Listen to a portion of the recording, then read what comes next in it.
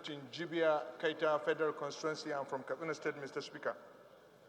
Mr. Speaker, honorable members, let today be the beginning of a new dawn for Nigeria's children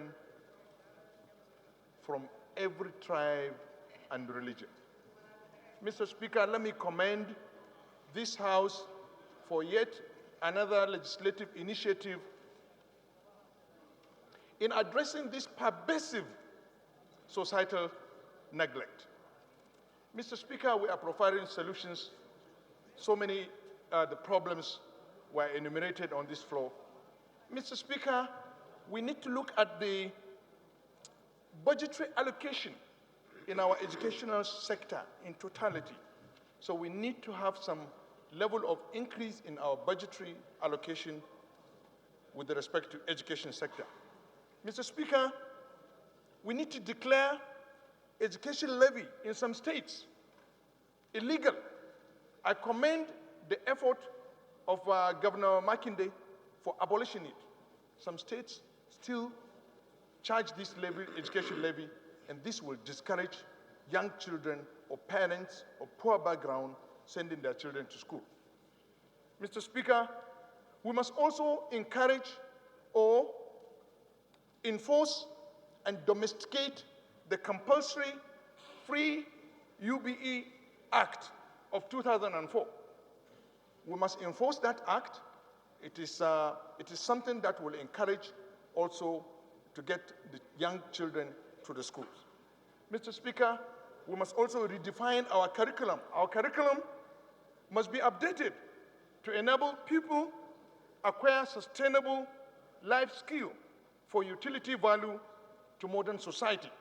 We need to do that in order to synchronize some of these challenges these young children find in going to school. Mr. Speaker, we must also declare state of emergency on out-of-school syndrome. We must declare this state of emergency at the federal, at the state level, so that we will remove all the bottlenecks in our laws that we can address this kind of problems. The implementation of UBEC programs by state universal basic education boards, they must ensure to implement the UBEC programs. Mr. Speaker, some of the states refuse to give their matching grants that will enable UBEC to give them that grant, and that will also help get some of these children off the streets and get to the school. But some of the states are defaulting. They refuse to do it. Some of them, as money is still lying down in UBEC, waiting for these states to give their matching grants so that they will access this money and then they will improve out-of-school children. Mr. Speaker, the federal government also should look at the study in Pakistan. Pakistan will have similar problem, Pakistan and Indonesia. They had this kind of challenge, these out-of-school children, but somehow they have managed to address this problem. I'm glad the Minister of Education, they are looking at that. Mr. Speaker, with respect to Al-Majri School, let me say something here. Mr. Speaker, this form of education was built on strong moral and religious foundation with a strong social component.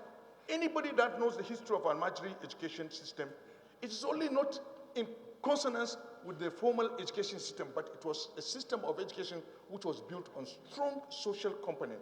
It was a dignified and orderly system. It was the original intention of this system of education. We are all product of that. We are all product of that Al-Majri system. But it did not deny us in going to school. So it is something that the government has failed. Above all, Mr. Speaker, those people that we put in leadership position in this country, especially in the education sector from the federal to the state level, must be people of quality, must be people who are ready to do the right thing. Thank you, Mr. Speaker.